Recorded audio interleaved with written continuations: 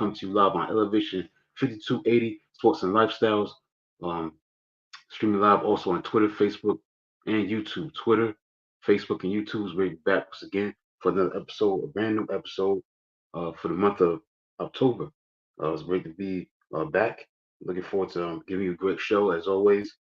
Let's get into it, man. Let's get into the college football scenario. Um, Georgia and Alabama. Show as always. Let's get into it, man. Let's get into the college football scenario.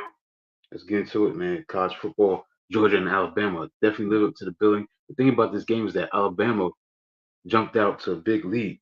They had their biggest lead was 30-7. But give credit to Georgia, they was able to rally back and they was able to take the lead 34-33 on a Carson Beck to Dylan Bell 67-yard touchdown. They fell on the 2-point conversion. So it was up 34-33, but give credit to Jalen Monroe. He throws a 75-yard touchdown pass to Ryan Williams. And he goes all the way for a touchdown, a true freshman. 6 catches, 177 yards, and a touchdown. He definitely was a difference maker in this matchup. True freshman out of Mobile, Alabama. And he was able to win 41-34. Definitely up to the hype. Instant classic for us, what took place in the fourth quarter. Just the comeback by Georgia, showing why they have won so many games in a row. They came to this game with a 42-game regular season winning streak, as well as a 28-game winning streak in the SEC, winning 16 straight on the road. But all those streaks came to a halt, an abrupt end. And give credit to Jalen Monroe in this offense. Jalen Monroe played very well. It may be his Heisman moment. 27-33, 374 yards, 2 touchdowns. I mean, he definitely played outstanding. Beck played well, even though he threw 3 interceptions. He did throw 3 touchdowns, 439 yards. And this was a shootout. And again, give credit where it's due to Alabama win this game. But streaks do have to come to an end. Now, look at the big picture. What does it mean moving forward? Not that much. I think that these two teams can possibly meet again in the SEC championship game later on in the year in December. So, but this was a great football game, 41-34. Nothing else to say. Alabama was able to do their thing and come back in after being up 30-7, able to hold on and beat Georgia and hold them off and win by 7 points. Despite having a 23-point lead, they was able to still come back Georgia, showing why they are a resilient team. But Georgia has a very tough schedule, man. Look at their schedule. They do play Texas about a couple of weeks from this Saturday. Texas may still be number 1. So you got to take that into account when you talk about their schedule. Even though, yeah, they're very good. They one of the best programs, very elite. But at the same time, their schedule is very rugged. They got to play Tennessee, stuff like that. So it's a big time situation when you look at it from that perspective. Can Georgia go all the way without a loss? That lose to Alabama. Can they go the distance without no loss? They're capable of doing it. Obviously, they won 42 regular season games in a row and 28 straight in the SEC. So they're capable, but that schedule is very rugged, man. Texas, Ole Miss, I played Tennessee, Florida, Georgia Tech. So that's going to be a very rugged down the stretch schedule. Look at the next schedule real quick. Right now in baseball, we got postseason baseball. Obviously, I'm still going to talk about that. Obviously, during the time of the show, the Mets are right now losing 1-0, a home run in the bottom of the 7th. Put them up 1-0. So it's been a pitcher's duel, but finally Milwaukee Brewers got on the board, and this is a very interesting game. This is an elimination game. Winner goes and plays Philadelphia. So again, another home run has been hit. Back-to-back home runs has been hit. So it's now 2-0. Bowers hit a home run 405 feet. Now Frelick hits a home run to right. Now it's 2-0 Milwaukee Brewers. They up in the 7th inning, in the bottom of the 7th inning stretch. So they picked the right time to start getting their bats going, and now they lead 2-0. So it's 2-0 the Brewers. So they got some insurance runs right now, because right now if you're the Mets, you gotta get something done at the top of the 8th and the top of the 9th, unless you're going home. for the off season. So um, the Brew Crew are looking good right now with 2 home runs back to back. They lead 2-0 with nobody out still in the bottom of the seventh. So that's the update that's going on right now. And the pitchers do, not that much going on offensively until the seventh inning, the right time and the right place for Milwaukee Brewers to get it done. Now they're getting it done right now, leading 2-0 in the bottom of the seventh with nobody out. But back to Georgia's look at their schedule.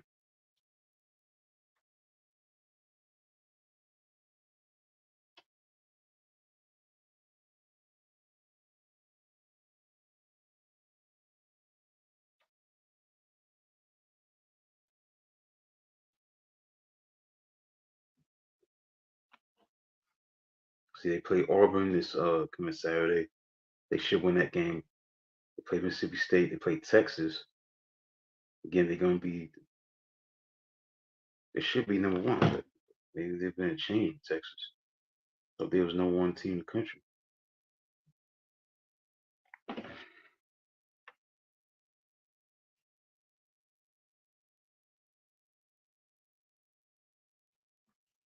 Got the top 25.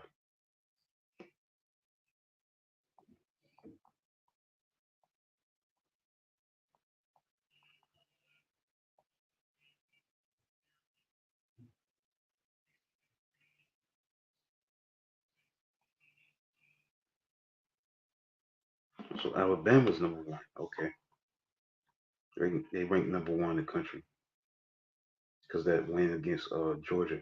Not surprised. Texas they only beaten um, Michigan. That's what led them to be where they at. But look at what Alabama did. Yeah, they jumped to number one from being they jumped 3 spots up because they was ranked number four. And they beat Georgia. Georgia drops to number five, 2 spots down. Excuse me, 3 spots down actually, because they was ranked number two.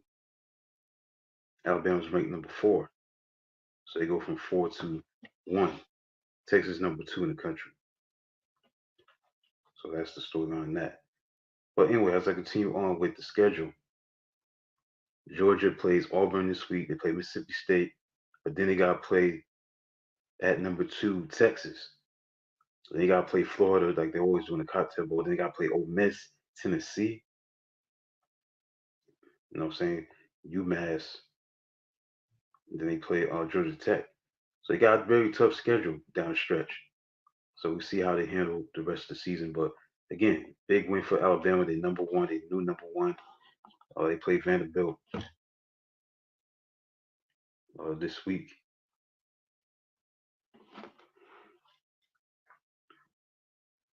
So that win resulted in them being the number one team in the country.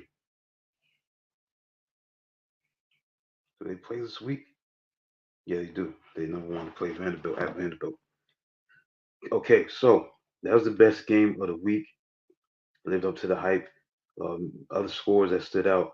How about Kentucky upsetting Ole Miss, the number 6 team in the country at the time, beat them 20-17. Now Kentucky came close to beating Georgia a few weeks ago. They lost 13-12, but they definitely was able to put up the upset and win 20-17 over Mississippi. That's a big win right there.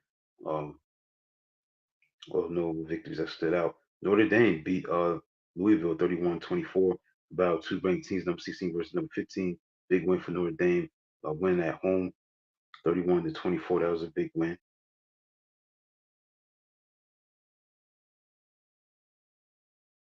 Big win for Penn State. They beat Illinois 21-7. Number 9 versus number 19. That was a big win for them. So those some of the notable games. Also, Utah got upset by Arizona 23-10. So some of the notable victories right there during the last week. So let's look at my picks of the week. What took place last week? My picks of the week. Currently, I'm 20-9 on the season. I think I went 3-2 with the picks of the week. So I was, again over 500. So let's look into it.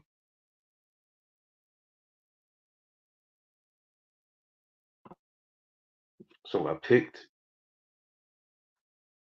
Miami over Virginia Tech. Obviously, that was the game where Miami won 38 to 34. That was a crazy game. Um, with Cam Ward with that flip pass to Riley Williams, the true sophomore out of Portland, Oregon. He almost ran for a touchdown. I think he went like 26 yards, but that was a crazy game. It came down to a Hail Mary, but it didn't count. Rightly so, the guy didn't catch it. Uh, Miami was able to win 38-34.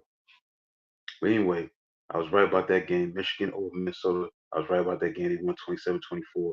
Notre Dame beat Louisville. I picked Louisville to win. I was wrong on that one. But I was right with Ohio State beating Michigan State. They won 38-7. I was wrong with Georgia beating Alabama. So Georgia game, Louisville game, I was wrong. So overall, I'm 20-9. I had 3-2 pick record last week. So now this week I got Miami over California. I got Missouri over Texas A&M, Oregon over Michigan State, Georgia over Auburn. I think they'll bounce back obviously against Auburn, and I got Michigan over Washington. That's a rematch of last year's national championship game. I think Michigan is playing really good right now. They barely beat Minnesota, but they ranked in the top 10, so they still hang in the balance of being a playoff team possibly. So see what happens with that. So let's start on with the college football. Quickly, let's move on to obviously it's the first Saturday in October. What games that are notable outside of what I talked about? Keep your eyes on Iowa and Ohio State. Battle, 3-1 Iowa against 4-0 Ohio State. Keep your eyes on that game. Ole Miss, number 12 team in the country, travels to South Carolina. Both teams got winning records. South Carolina 3-1. Mississippi is 4-1.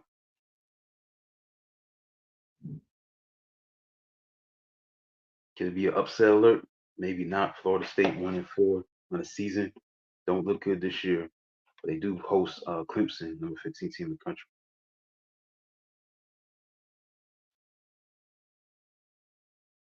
Miami play California at 10:30 at night, so that's going to be a late start on the East Coast. All right, so that's it for that. Let's get into the National Football League.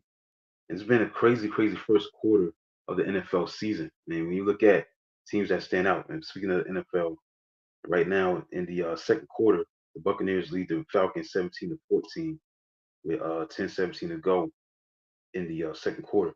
But last week, man, just can capitalize and concluded what has been a strange, probably one of the strange first quarters of the NFL season I've seen in recent memory because there's so many surprises. First and foremost, the Washington Commanders. Who would thought going into the second quarter of the season that the Washington Commanders would be in first place, sole possession. But the Dallas Cowboys are 2-2, and the Philadelphia Eagles are struggling. They got beat bad by the Buccaneers. I was very bad with the picks of the week. I was 1-4 last week. I mean, I picked Philadelphia beat Tampa Bay. I was wrong in that game. Pittsburgh, stuff they told they lost to the Colts. I was surprised by that game right there with that result. Um, a lot of surprises, man. Last week, who I thought was going to win, and I was dead wrong. Um, see what games I got wrong. Yeah, the Jets, man. I don't know. You can't trust the Jets. Lose to Denver. I got that game wrong.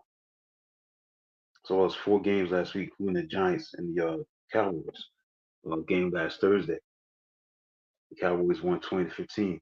So this first quarter that just ended in the NFL just been really strange. Again, the Washington Commanders are 4-1. Excuse me, 3-1.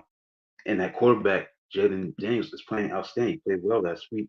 26 out of 30 completion percentage was outstanding. He threw for 233 yards, a touchdown. I mean, look at his current stats. Let's look at his stats so far. Let's go to the second quarter of the NFL season. He has only 3 touchdown passes, 1 interception, but he's been efficient. He's not making that many mistakes. In respect of a rookie, 897 yards. That's 12th in the NFL. So he's doing his thing. But who would have thought that, man, that the Commanders are 3-1, sole possession in the first place. That's the thing that's surprising to me. When you look at the NFL, we're going to the second quarter of the season. We're in October. And when you look at the Commanders, they 3-1. Dallas is struggling. Yes, they beat Giants, but the Giants not that good. They 1-3. Philadelphia struggled, got beat bad by Tampa Bay this past week. So they're struggling right now, Philadelphia. Dallas, who knows what kind of team this team is, Dallas Cowboys, but the Commanders looking good right now. Who would have thought that? How about the Minnesota Vikings? The Minnesota Vikings are in first place. They still 4-0. They still unbeaten. I'm playing outstanding football. When you look at Sam Darnold, maybe the front runner for MVP, 11 touchdown passes, 3 interceptions. So when you look at Minnesota, they playing very well. They play very well on the road, beating Green Bay. Holding on, winning by a score of what was the score? Score of that game, 31-29. So they was able to win that game. The Chiefs are not playing that good, even though they're 4-0. They did lose Rashid Rice. He got hurt with his knees out about 4 weeks. He's on the IR, injury reserve.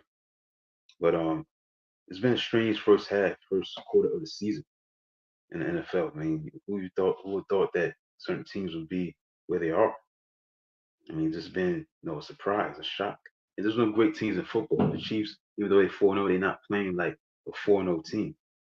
Their offense is struggling. Travis Kelce still has not gotten it going, has not scored a touchdown yet. I mean, this got to be the longest stretch of games where he has not scored a touchdown in a long time. Mahomes is not playing his best up to his standard. Um, so it's been very, very strange season so far in the NFL. Seattle's 3-1, even though they lost this past week 42-29 to Detroit. But they're in first place. San Francisco, obviously, they've been banged up. So you got to give them a free pass. Hopefully, they get healthy and see how good they really are. Tampa's 3-1. Not really surprising. I mean, you look at Atlanta, they got a lot to prove. They're playing right now, each other. But, the Saints, they coming back down to earth. They 2-2 at the start and 2-0, scoring 91 points. So that's a scenario with the NFC. So Detroit got a battle on their hands in this NFC North against Minnesota. They won this past week, 42-29. So they're 3-1, staying behind Minnesota. I think they're gonna beat the Jets this week. But when we look at Kansas City, look at the AFC aspect of things. Buffalo's looking good, even though they lost this past week to the Ravens. The Ravens look very good. They won 2 in a row. They back on track, beating Dallas. They beat Bills at home. And the difference maker is Derrick Henry. I mean, he carried that ball for the first time from scrimmage. He ran 87 yards. He still got that blatant, breakaway speed. That great breakaway speed. He hit the hole to the right, was gone. Couldn't be caught. Couldn't be touched. You know what I'm saying? His speed is just unbelievable. At his age, he has so much mileage on his body, but he still showed that he's still one of the best backs in the league. When you give him the ball and you feed him the ball. So that was a very impressive win against Buffalo. Jets 2-2. Wings 1-3. No surprise there. Miami obviously I know quarterback towards Iola. Then with the concussion situation, they definitely miss him. Pittsburgh 3-1. Baltimore plays Cincinnati this week. That's a big game for both teams. Cleveland's 1-3, struggling. Houston's 3-1. They play Buffalo this week. That's going to be a great game because that's going to be a matchup where you got Stephon Diggs facing his former team. So that's going to be an interesting game. So that's the storyline with the NFL for as the standings are concerned. As the National Football League is concerned.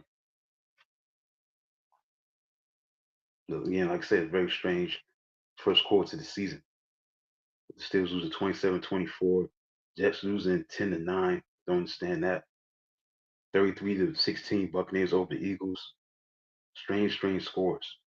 It's been a strange season so far. Ravens beat the Bills 35-10. See how many yards Henry has because he's making a difference for Baltimore. You know what I'm saying? When he runs that ball, they definitely a dangerous team.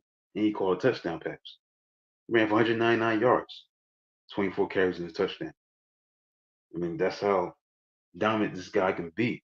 And the thing about Lamar Jackson, he don't have to. Yes, he gonna have to prove in a big spot to move the ball down the field in the postseason and lead him down the field for a touchdown. But you got a guy like Derrick Henry, 24 carries, 199 yards, almost 200 yards rushing, and a touchdown. It gets no better than that. It shows that they dedicated to the running game, and he don't have to throw so much. You don't have to throw for 350 yards. When you got a guy in the backfield and Derrick Henry, he takes such a load off. This past Monday night, you had the Titans beat the Dolphins, no surprise there, 31-12, and Lions beat Seahawks 42-29.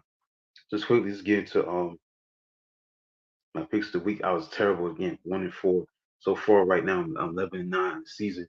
So let's look at the games I got wrong. The Giants over the Cowboys last Thursday night, I was wrong about that. Eagles over the Buccaneers, I was wrong. Jets over Broncos, I was wrong. Steelers over the Colts, I was wrong. Only game I got right was the 49ers over the Patriots. That was it. So far right now, I'm 11-9. I was 1-4 last week. So to this week, week 5 games, I'm gonna go with the Vikings over the Jets. They play in London. I just think the Jets are not that good. Think about this, man. Sam Darnold's facing his former team. This is the team that drafted him originally, but they gave up on him, got rid of him. He got a chance to stick it to them, to the Jets, for not keeping him because he's 27. I mean, Aaron Rodgers is 40. He's 40 years old. Uh, you talking about a guy that don't have nothing but like at least 1 or 2 years left in his career. But this Sam Darnold's in his prime, and they may have regret letting him go like they did. Because when you look at the Vikings, man, they rolling right now. I mean, that offense is flowing. They don't miss Kirk Cousins, obviously, with their performance that they're having right now. But this Sam Darnold is looking good right now. They're 4-0, and this game's gonna be at 9:30 in London.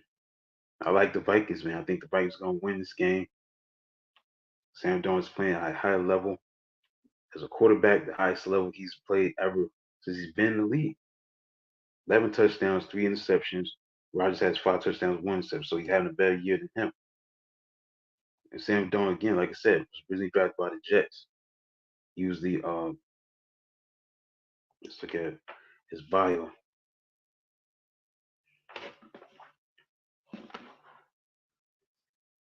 He's a first round pick, overall number 3 pick in the draft in his 7th season. So he, that's gonna be an interesting match. I got the Vikings winning that game. Definitely. Can't trust the Jets. Okay. Other games I got the Ravens over the Bengals. I think the Ravens gonna go over 500 for the first time this season because man, they started 0-2. They playing very well. They keep feeding Henry. That's gonna make the difference. Texas over the Bills. Got the 49ers over the Cardinals. The Commanders over the Browns. So those are my picks of the week. Okay, so that's it for the National Football League. I'm done with that. Let's get into some baseball.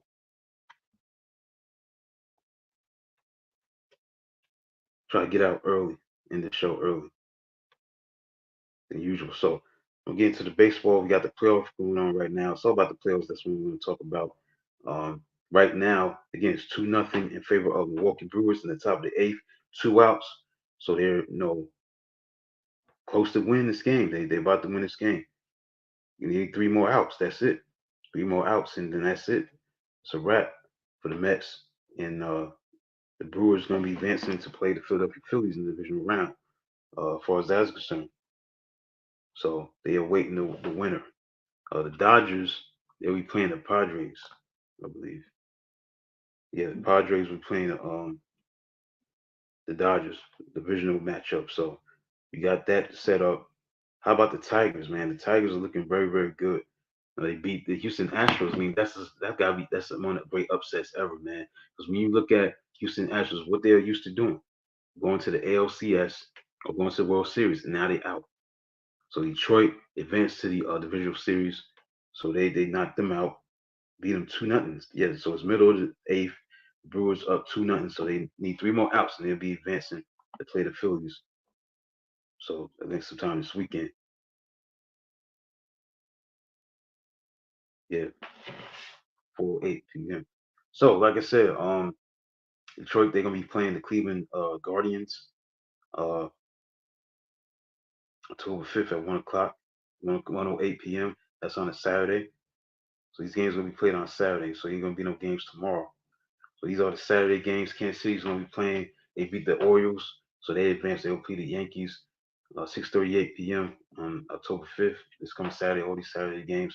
and 8:38 p.m. the Padres and the Dodgers. So Padres, Dodgers, Royals, and the New York Yankees, Brewers, and the Phillies. If the Brewers win, look like they're going to, they just need 3 more outs, and they'll be in the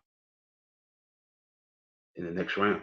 And the Tigers play the Cleveland Guardians. All right, so that's it for that. Let's get into my usual 101 memorable home runs of all time. Then again to Pete Rose, memory Pete Rose. Then again to Dikembe Mutumbo, and then do my on this day in sports history October 3rd, and that'd be it for the show. All right, let's get into the 101 most memorable home runs in baseball history. Resuming with number, see where I was resuming at. Number 36, Tommy Henrik, October heroics by Aubrey Liable. Perfect timing. It's October 3rd, so let's talk about this German for the Yankees. Mel Allen had dubbed this guy All Reliable. Um, gave him a nickname, All Reliable. The name of a train that operated from Ohio to Alabama was known coast to coast for always being on time. One of the great clutch hitters in Yankees history. So let's look at what made him so clutch. Let's look into that. Okay, on October 5th, 1941, in Game 4 of the World Series against the Brooklyn Dodgers, who were leading 4-3 with 2 outs, nobody on, at the top of the ninth, in Ebbets Dodgers pitcher Hugh Casey was 1 strike away from knotting the World Series at 2 games apiece. His battery mate was Mickey Owen, who had made the National League All-Star team, was in the midst of a record of 508 fielding chances by a catcher without an error. Henrik swung and missed at a curveball by Casey.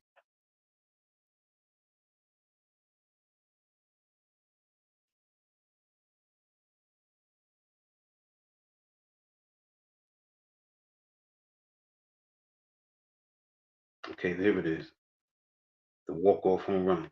Hit the first walk-off home run in World Series history when he boomed a drive to right field off of Brooklyn's Don Newcomb. And the Yankees won that World Series in 5 games. That's what made him unreliable.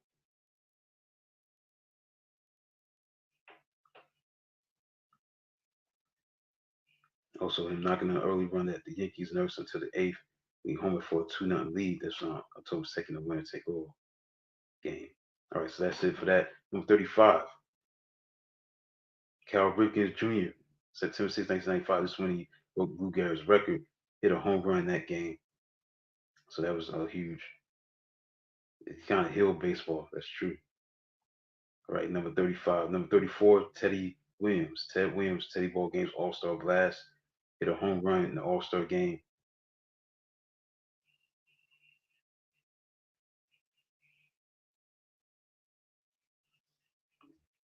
What year was that?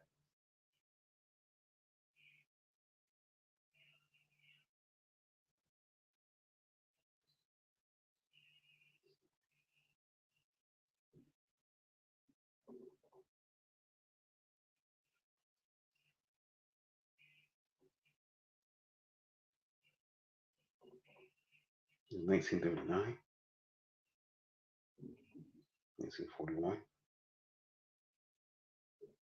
Yeah, 1941 he hit the home run.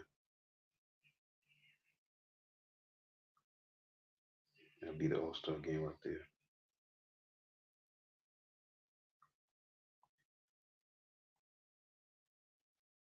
Babe Ruth, number 33 is Babe Ruth. I'm thinking for Ellen Kidd.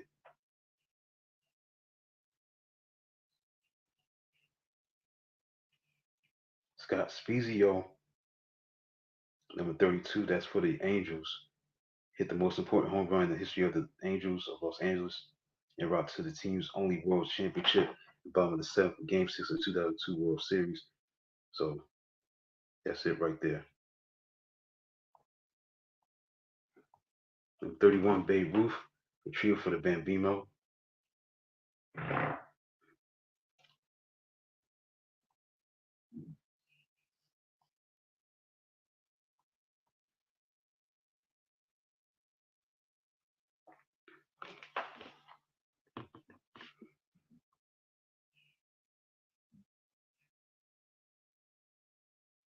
He was in 1927 Yankees that he's played on at that time.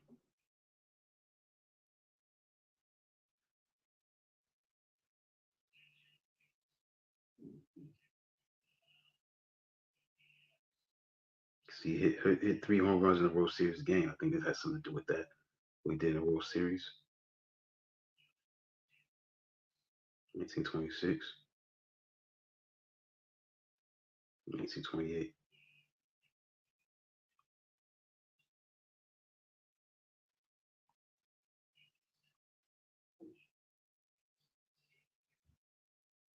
Yeah, I'll do it 1928.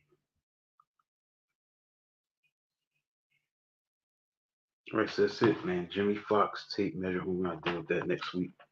Get closer and closer to talk about who had the number one memorable home run in history of baseball. So we're gonna take care of that. That's it.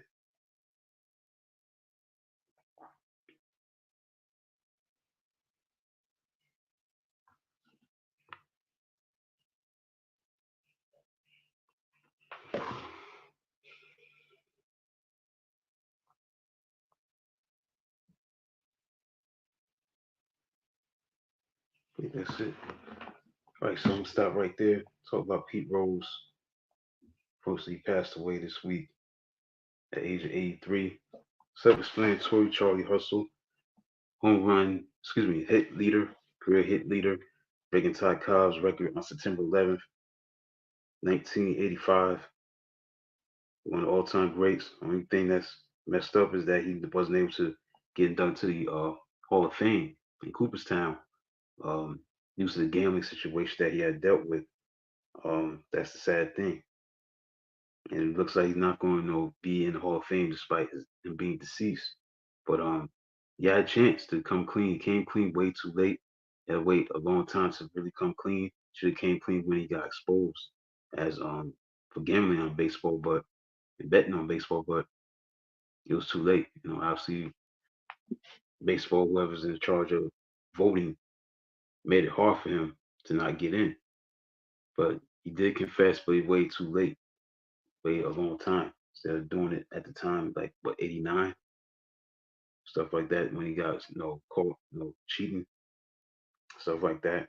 But he's one of the all-time greats, man. 17-time All-Star, three championships, two with the Reds, one with the Phillies, won an MVP one time in 1973, MVP of the World Series in 1975, Rookie of the Year, two-time Gold Glove, Silver Slug Award winner, Roberto Clemente Award, three-time batting champion.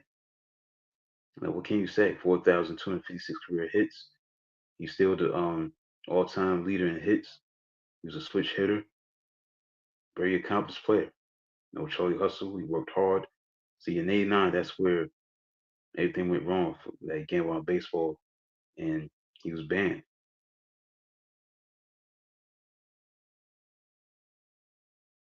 He was never able to get a chance to make it right and be admitted into the Cooperstown. He did admit that he had bet on baseball in 2004, but it waited too long. 1989 should have did that 35 years ago.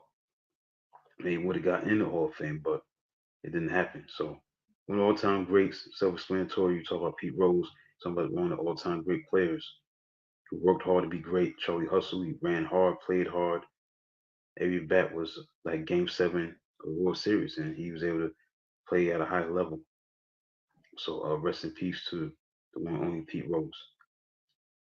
Also in sports, Dikembe Mutumbo passed away this week at the age of 58, dealing with brain cancer.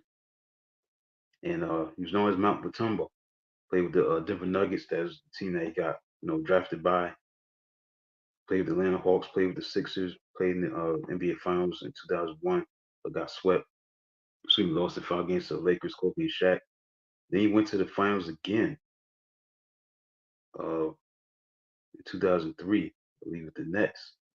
They lost to the Spurs. So he did his thing, man. He was a great shot blocker, Mount Mutombo. That was his nickname. He knew how to just block shots. He was a defensive guy. He always waved his right index finger whenever a guy tried to go up against him, and he'll block it. Great defensive player. But most importantly, what he did off the court is more importantly building hospitals. Again, he had the money to do that, so everybody can't do that. You gotta have the money, finances to build hospitals, do things in Africa. Also, but on the court, he definitely was part of the great upset. I remember this. This was a great memory. So I'm not strange to this. That Game 5 against the Seattle Seattle Sonics, the Sonics. They had a great record. They had a great season. They got picked off and losing as no one seed as they beat the Seattle. And Mutumbo grabbing the ball, overcome with joy, grabbing the basketball. Remember that. That was a great memory. They won 3 games to 2, and they won 3 straight after losing the first 2 games. They were the first 8th seed to be a number 1 seed. So he did his thing with Denver, went to Atlanta, signed a big contract, 5 years, $55 million. Played with Steve Smith. They were pretty good. Won 50 games, back-to-back seasons.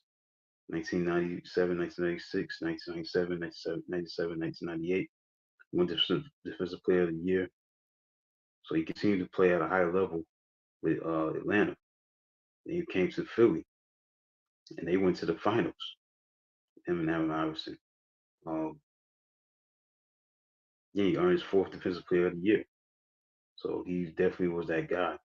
Then he went to the Nets. He got traded with Keith Van Horn and Todd McCullough, and he was able to get to the finals in 2003.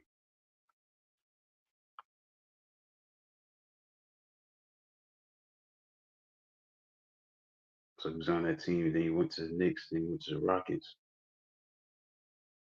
But the stuff that stands out again is his humanitarian work and what he did as a humanitarian. That's what made him special in what he did to improve the living conditions in the Democratic Republic of Congo in 1997. He earned J. Walter Kennedy Citizenship Award in 2001, 2009. He was named by Sporting News as one of the good guys in sports in 1999, 2000. In 1999, he was selected as one of 20 winners of the President's Service Awards, the nation's highest honor for volunteer service. He also participated in 2004 with Basketball Without Borders with Sean Bradley, Malik Rose, and Sonia Dot, touring Africa to spread the word about basketball and to improve the infrastructure. He was a spokesman for the International Relief Agency CARE and was the first youth emissary for the United Nations Development Program. He also supported Special Olympics, a member of the Board of Directors, International Board of Directors for Special Olympics, and the Global Ambassador. He's a pioneer of unified sports, which brings together people without intellectual disabilities. So he did a lot, man. Humanitarian, a true humanitarian of the highest order, and that's what makes him stand out even more above all that he did on the basketball court. Is what he did off the court that was amazing. I mean, he did a lot. Hospitals, I mean, 29 million, 300 bed hospital on the outskirts of his hometown. Put his money where his mouth is. You know, he had trouble getting donations early on, but he personally donated 30.5 million to the hospital's construction. So he put his money where his mouth is. He stayed true to what he had and his money that he had, the millions. He put it into good use for a hospital, and that's the thing about him, able to put together a hospital in his native country where he was from, the hometown he was from. So he did a lot for a lot of people that he touched. So rest in peace to Dikembe Mutumbo.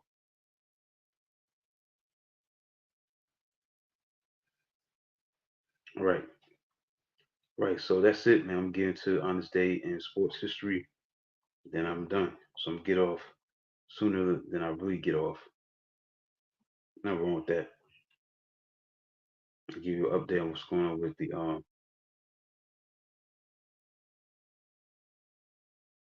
what's going on with the Brewers and the Mets as the Brewers up 2-0, trying to advance and play Philadelphia Phillies. Let's look into on this day in sports first. I'll give you an update what's going on with the Brewers and the Mets. October 3rd, what happened on this day? October 3rd, let's get into it. I'm going to read some of the things that stood out, not everything, but I'm going to start with 1904. New York Giants pitcher Chrissy Mathewson struck out 16 Cardinals in a 3-1 Giants victory over St. Louis, which was at the time a new Major League Baseball record, finishing the game in 1 hour and 15 minutes. St. Brown's first baseman George Sisler collects his 257th hit of the season to set Major League Baseball record that lasted into the 21st century. The Browns won against the White Sox 16-7.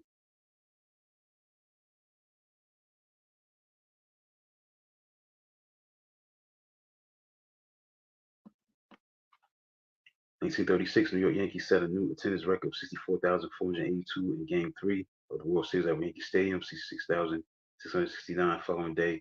Game 4 win the series versus New York Giants 4-2. On October 3rd, 1940, Cincinnati Reds win Game 2 of the Baseball World Series 5-2 versus Detroit Tigers at Clovers League Field.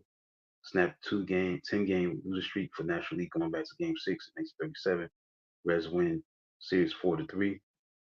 1942, New York Yankees shortstop Frank Crosetti shoved Empire Bill Summers in Game 3 of the World Series, Baseball World Series. He was fined $250 and suspended for the first 30 days of the 1943 season. October 3rd, 1945, Detroit Tigers and Chicago Cubs met in the Baseball World Series for the fourth time. Hank Borowy pitched a six-hit shutout as Cubs won Game 1, 9-0 at Briggs Stadium. Detroit wins series 4-3. 1950, Philadelphia Phillies choose not to request Major League Baseball rule on eligibility of star left-hander Kirk Simmons to play in World Series despite being on furlough from Army. Phillies swept 4-0 by the New York Yankees.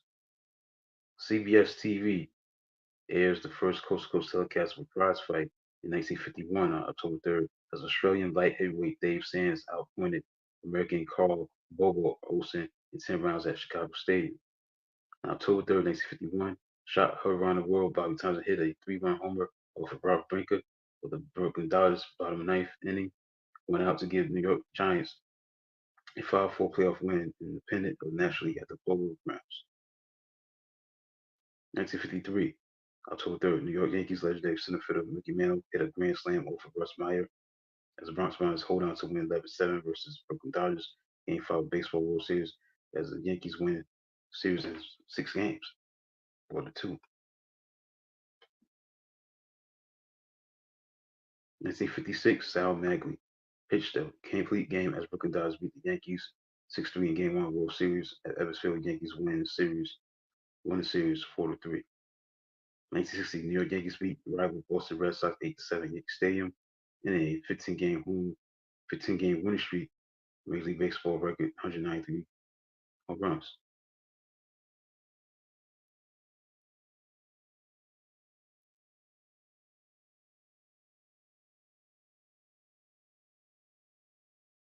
1962, San Francisco Giants beat the rivals LA Dodgers 6-4 in season-ending National League pennant decider.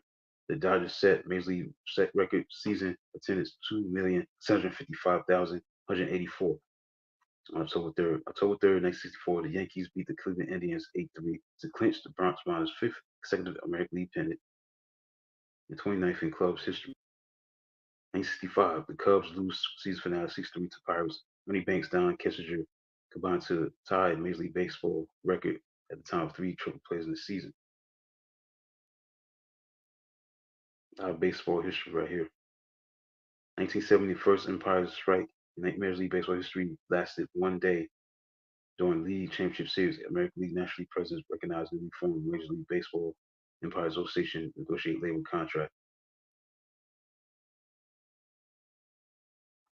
1971, on October 3rd, Billie Jean King, American tennis star, became the first female athlete to win $100,000 in prize money in a single year and wins the 4,000 Virginia Slams tournament in Phoenix, Arizona. Steve Carlton, the left-hander of the Philadelphia Phillies won its 27th game against the Chicago Cubs, 11-1 at Wrigley Field, almost half Phillies' 59 season wins. Rowick Harrison he was the homer. He had hit a homer as Baltimore beat Cleveland 4-3 last American League pitcher to homer until his league play 25 years later. Frank Robinson became the manager of the Cleveland Indians in 1974. On October 3rd, 39-year-old became the first African American manager signed as a player manager for Cleveland Indians and agreed to a one-year contract estimated $180,000. October 3rd, 1974, future Basketball Hall of Fame guard Jerry West, Mr. Clutch, retired after 14 NBA seasons with the LA Lakers. He had 25,192 career points, averaging 29.1 points per game in 153 playoff games. Hank Aaron, 1976, on October 3rd. Hank Aaron singled in his last at bat and drives in his 2,297 run. The Milwaukee Brewers lost 5-2 versus Detroit Tigers. 1981. This is boxing. At a year of inactivity, Mike Weaver, the boxer, outpointed countryman James Quick Tillis in 15 rounds in Chicago to retain his WBA heavyweight title. 1981, Milwaukee Brewers and Montreal Expos clinched their first ever postseason appearance. Brewers beat Detroit 2-1 for the American League East title. Expos defeat New York Mets 5-4 for the National League East second playoff spot. 1982, on October 3rd, center fielder Robin Yount hit a homer twice as Milwaukee beat Baltimore 10-2 at Memorial Stadium to win Brewers' only American League East championship. 1986, Baltimore loses 6-3 to Detroit, showing Orioles club's first ever last place finish in American League East standings. 1987, catcher of the San Diego Padres, Benito Santiago, Major League Baseball rookie record 34-game hitting streak ended as Padres snapped 9-game losing streak with 1-0 victory over LA Dodgers. Oakland Raiders promoted 42-year-old Art Shell as the first African American to be an NFL head coach in modern times. 1989, October 3rd, taking over for Mike Shanahan. Cecil Fielder, Detroit first baseman, became the 11th player in Major League Baseball history to hit 50 home runs in a season. 50th and 51st and 10-3 win against the New York Yankees at Yankee Stadium.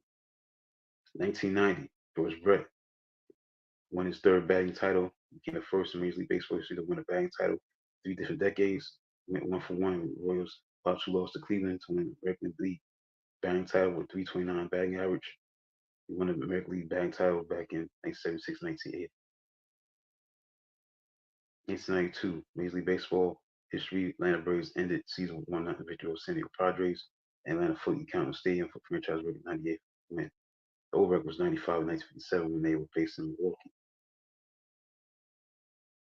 1993, on October 3rd, Cleveland Indians played their final Major League Baseball game at Cleveland Stadium, lose 4-0 to the Chicago White Sox. 1995, October 3rd, O.J. Simpson was found not guilty of the murder of Nicole Simpson and Ron Goldman, LA, California. 1999, October 3rd, St. Louis first baseman Martin White hit his 65th homer. The season of rain-shortened 9-5 win over Chicago, Busch Stadium, winning second straight home run title with Sam Sosa hit 63 homers in the same game.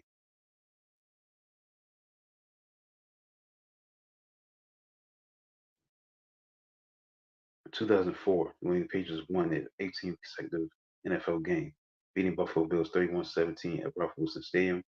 Tom Brady threw for 2 touchdowns, 298 yards, beating 17 for 30. Ichiro Suzuki, right fielder, the Japanese right fielder Ichiro Suzuki, added 2 more hits as far as singles and a 3-0 defeat to Texas to finish the league season with Major League record 262 hits. October 3rd, O.J. Simpson was found guilty of charges of kidnapping and armed robbery. 2012, Miguel Guerrero goes 0-for-2 in a 1-0 Tigers win versus Royals to end the season as Major League Baseball first Triple Crown winner since Carl Yastrzemski in 1967, leading American League with 330 average, 44 homers, and 139 RBIs.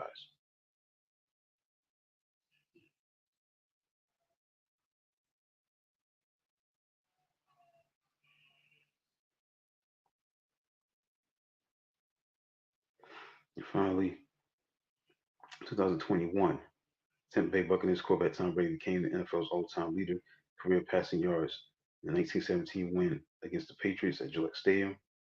He was 22 of 43, 269 yards. He passed Drew Brees' high of 8,358 yards career. Right, so that's it. Got an update in Milwaukee. The Mets have taken the lead. I think it was what, 4-2? They got a 4-2 lead. It's 3-2. I think Pete Alonso hit a two-run homer before it closed out.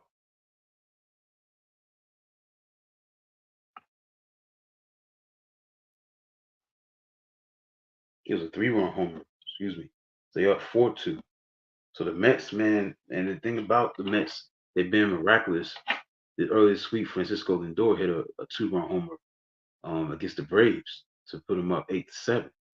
So this miraculous run of the Mets is continues to build on momentum. They got two outs in the top of the ninth, and they've come back from a 2-0 deficit, and they lead 4-2 in the top of the ninth. So the amazing Mets, gutty and gritty. Pete Alonso hits a three-run home run after two home runs were hit by the Brewers in the bottom of the eighth, excuse me, the bottom of the seventh. Thinking that, okay, this is automatic. Here come the Mets again. So now they lead 4-2, top of the ninth. I don't know if they got to the bottom of the ninth yet, but it was two outs. There's 4-2 Mets. So it look like if the Mets hold on, they're gonna be advancing instead of the Brewers. It looked like the Brewers was gonna make it happen, but not the case.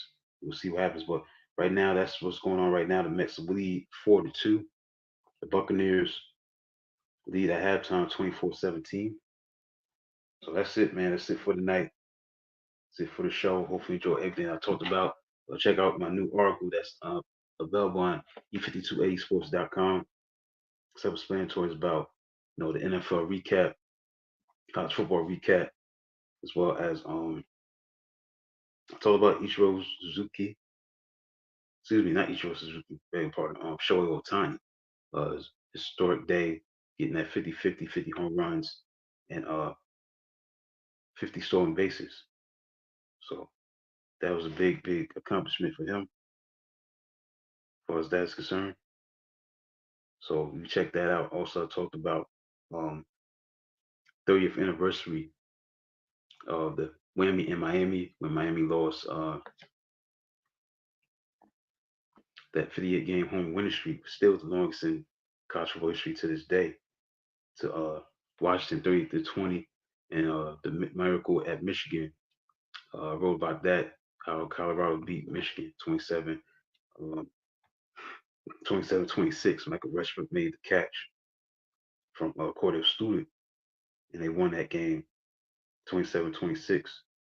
He was actually on the cover of Sports Illustrated, Michael Westbrook, October 3rd, 1994. Today's October 3rd. So that game was played on September 24th. So I wrote about that. So check out that other stuff, all that good stuff. Next article coming up real soon. I'm definitely gonna be covering the wild card, the baseball playoffs. That's gonna include the next articles, along with the NFL and stuff like that. So stay tuned for the NFL, college football, and also my coverage of the baseball playoffs. Definitely gonna be writing recaps about that, including that one article that's gonna be coming out real soon. So you get to see that next week when it comes out. So that's it for the show for tonight, the 21st episode of This House Supposed to be Rashad Mitchell, the first episode in the month of October. Um, right now it's the middle of the ninth inning, bottom of the ninth. So see if the Milwaukee Brewers can rally from a 4-2 deficit and advance. If not, the Mets will be advancing to play the Philadelphia Phillies in divisional playoff. So that's it for the show for tonight. Hopefully you enjoyed it tonight. Stream live on YouTube, Twitter, and Facebook. YouTube, Twitter, and Facebook. Inside Sports with Rashad Mitchell, episode number 21, comes on every single Thursday night from 9 p.m. to 10 o'clock p.m. Eastern Standard Time. Live on Elevation 5280 Sports and Lifestyles. Streaming live on YouTube, Facebook, and Twitter. Facebook, YouTube, and Twitter. Those are streaming sites right there. You check out the show on Facebook, YouTube, and Twitter. Until then, talk to you next time, next Thursday night, for another episode of Inside Sports with Rashad Mitchell, episode number 22. That'll be on the docket next Thursday night. Until then, have a good night.